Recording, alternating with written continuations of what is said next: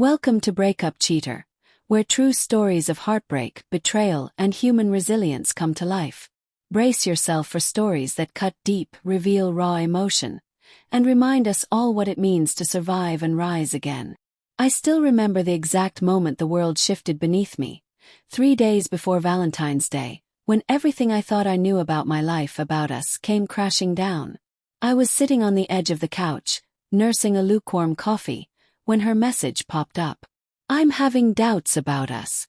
Maybe we should take a break." At first I laughed, a short, bitter sound. A break. 3 days before Valentine's. After 2 years of planning, dreaming, and promising each other forever. I stared at my phone as if it might start laughing too, as if the words were a cruel joke. I called her immediately. Her voice on the line was hesitant, fragile, like glass under pressure. "Emily, what do you mean?" I asked, trying to keep my voice steady. I don't know," she whispered. I feel like maybe we're rushing things. Maybe I need time to think." Time to think. She didn't even pause to consider me, my feelings, our plans. She didn't say "I love you." She didn't even say "I'm sorry." Just those words, cold, precise, slicing through the heart of every plan I'd made for us. I wanted to scream. I wanted to beg her to stay. But something in me, a slow, creeping doubt, told me to pause. That night, I stayed up until dawn, staring at the ceiling, replaying every smile, every argument, every late-night fight, and every tender kiss. My mind wouldn't rest, and when it finally did, it was only to dream of betrayal. I tried to ignore the feeling, tried to cling to the hope that it was just stress, just pre-wedding jitters. But there's a voice, quiet at first, that keeps whispering when trust begins to fracture. A voice that asks, "Is she really the person you think she is?" The next morning I went about my routine mechanically. Work, coffee, emails, but my mind was somewhere else entirely. Every ping of my phone made my stomach twist. And then, a slip of fate revealed the truth. Her friend Marissa sent me a message. "Hey, I think you should know what's going on. You deserve to know." My hand shook as I opened it. Inside was a photo. Emily, my Emily, laughing, holding hands with someone else. The message wasn't accusatory, but it didn't need to be. The picture spoke for itself. My heart stopped, then raced, then broke in a rhythm I couldn't control. I confronted her immediately, standing at the doorway of our apartment, my voice low, trembling. "Emily, who is he?" She froze, her eyes widening for a fraction of a second, then softened into a practiced calm. You saw the photo." "Yes, I did." "Explain this." I didn't want you to find out this way," she said, her voice trembling. "It's complicated. I never meant for it to happen." Complicated. That word dripped venom into my veins. I wanted to reach for her, to shake her, to demand the truth. But every step toward her felt like walking through fire. "Who is he, Emily?" I demanded. Her lips quivered. "It's Mark. He's my coworker." I didn't plan it. It just happened. I felt the room tilt, as if gravity itself had betrayed me. The air seemed thicker, heavier, filled with the weight of her betrayal. My knees weakened, and I sank onto the couch. 3 days before Valentine's, Emily. 3 days before we were supposed to celebrate us, and you're this. I couldn't finish the sentence. My throat burned, my chest tight. "I know it looks horrible. Sorry. I really am. I love you, but I don't know if I'm ready to marry you yet.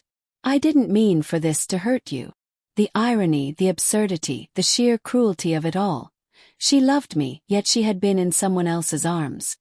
My mind was a storm of disbelief, rage, heartbreak, and sorrow. I wanted to scream, to cry, to destroy something, anything to make the pain tangible. Instead, I walked out. I didn't argue. I didn't plead.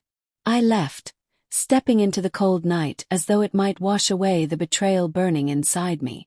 For the next week, I moved through life like a ghost. I went to work, I ate, I slept, but nothing tasted or felt the same. My friends tried to talk to me, but I couldn't speak. Words felt hollow, incapable of carrying the weight of what I had discovered. I began to notice things I hadn't before.